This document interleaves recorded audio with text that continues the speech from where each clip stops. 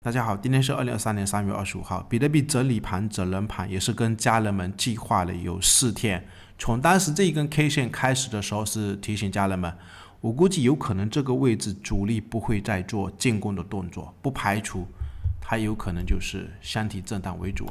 那判断是箱体震荡，家人们要操作，不然就按我推特上面这几天程序给的几笔多单建议，也是相对比较准。比如说23号。程序是27000给了一笔多单建议，昨天不是涨到28000嘛？我也是希望朋友们你不然平快一点平一半也可以，不一定要等到28000去平然后今天早上价格不是又压了回来，也是在3个小时之前，27000又给了一笔多单的建议，都是在睡觉的时间我这几天也没操作如果是在白天的话，不过也是周六周末我不会操作包括 Discord 社群上面也是在27000同步给了一笔多单的建议。那现在如果有朋友做对的情况下，我的观点还是一样整理盘它只有一点短线的差价给我们，你尽量平一半留一半，或者等下再来跟大家聊一下为什么最近行情这么焦灼，技术形态上有哪一些现象判断出来，我估计有可能就是整人盘。包括昨天也是有朋友在问，未来比特币价格到底会涨到哪一个位置，或者是现在还有资金，那什么位置还可以做买入的动作？等下来跟大家探讨。复盘之前可以对我们的 YouTube， 或者也可以用我们邀请链接注册交易，然后加入我们 Discord 社群，帮你拉进 VIP 组，上面有更多程序交易的买卖信号。我们先来看一下比特币为什么这个位置行情会这么焦灼。其实有一个现象是这样子观察出来的，前面不是有跟大家讲，就类似这一波上涨，它最重要的一根 K 线就是这一根非常大的一根长 K 线，参考前面的这一根长 K 线，它后面 K 线形态是怎样？就是不断开始引线，或者是有上影线，而且它 K 线实体开始相对有一点小，而且它这边开始有一点缩量，跟前面的这一个量是有一点比不上。所以我的观点是，这一根 K 线出来之后，也是连续3根 K 线有上影线当时从这一根 K 线开始跟大家判断，包括它量是在缩的结构，我估计有可能主力不会进攻，有可能这个位置是要开始进行一个箱体震荡。然后其他的原因其实还有很多，我们可以观察一下，比如说比特币的一些指标的形态，我们可以观察一下 MACD， 它价格在涨的时候，这边 MACD 的柱状它是有一点跟不上，所以我的观点是不排除有可能这个位置会箱体震荡一段时间。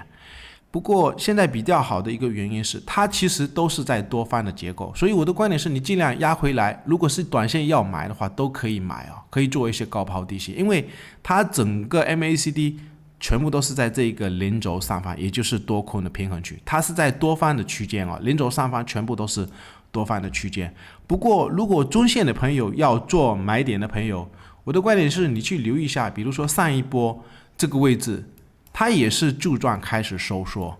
它这边是在箱体震荡，它后面是在哪一个位置有一个中线的买点，也就是这下面的一个柱状是在死叉的结构，是接近10根，如果没有一个转折，你去观察一下20根有没有转折。以前教大家一个方法，这个位置我没有去数估计应该有20根吧，我们可以观察一下，现在它没有死叉，所以就是中线的买点的朋友，你如果手上真的还有资金，我的观点是你在等这种位置，看它有没有时差，再放个10根左右，20根也可以然后我们再观察一下比特币现在的均线图因为刚刚是有提到 MACD 它还是在零轴上方，所以整个短线它是在震荡，也不排除它会继续往上攻不过我的观点是，前面几天不是有跟大家讲5均它是谈不上一个支撑跟压力，因为现在整个5天的成本全部都在这个区间，下一步连这个10天的成本也开始谈不上一个支撑，全部来到这个区间，所以中线如果真的还有资金的朋友，你去观察一下，前面不是有跟大家讲这一条20的均线，它现在已经是来到25000附近你再去观察它还有没有可能踩这一个20的均线，当然它不一定会一下子就这样子崩下去，有可能会慢慢上移，接近这个位置的时候，到时候看会不会有买点，甚至有没有可能这次整理时间如果拉长，把这个20 MA 都给拉平的结构下，有可能下一次的买点也不排除会不会在这一个60的一个均线，也是都有可能。因为以前不是有跟大家讲过，其实这一条60的均线它就是这一个 MACD 的零轴，你去观察一下，一般要跌破这一个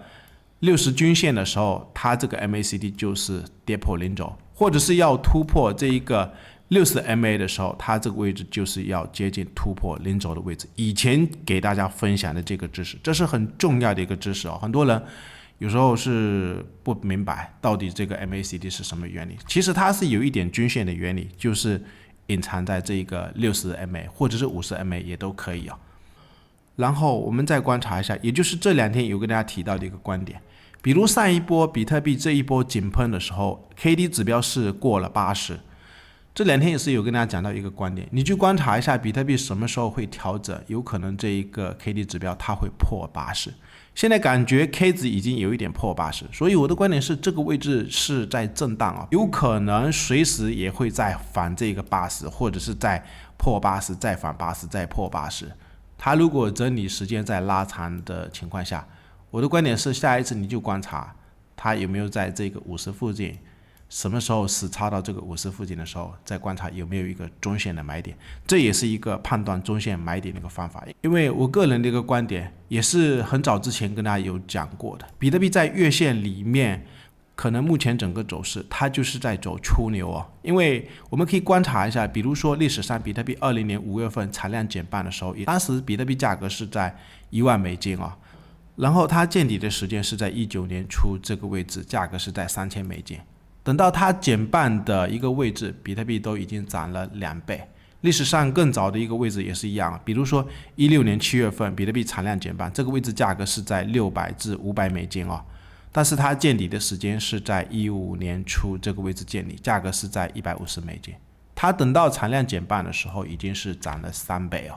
然后我们再观察一下，比如说12年比特币11月份产量减半，它实际见底的时间也是提前1年，这个位置价格是在2块美金附近，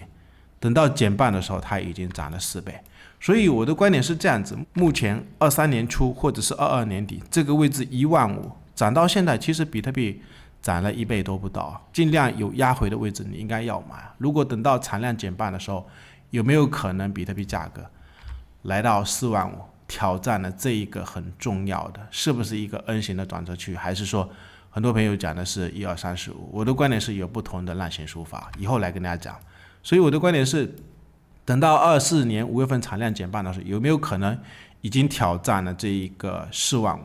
等到真正减半的时候，要开启分流了。目前其实才涨了1倍都不到。然后我们再来聊一下，其实最近震荡的一个原因，也是因为量能开始在说，币安这边是计划要开始收取手续费了，所以币安最近的量能参考性不大。我昨天也是有跟大家讲，我们最近就去参考比特币对美元的这一个价格，目前是在缩量，缩量也是它整理的一个原因。然后其实还有一个原因啊，大家如果每天去看一下这一个比特币贪婪指数，最近是数值有一点高啊，在64。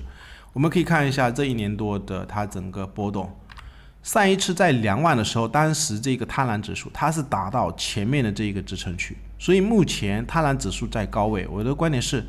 去观察一下有没有可能震荡一段时间再说吧，或者是它震荡的时候，这个贪婪指数会不会往下修正？其实还有一个原因啊。我们去观察比特币这一个周线的均线啊，就是这一条欧美主力很看重的这一条周线的50 MA， 它目前还是下弯了，所以是有一点下牵引的作用。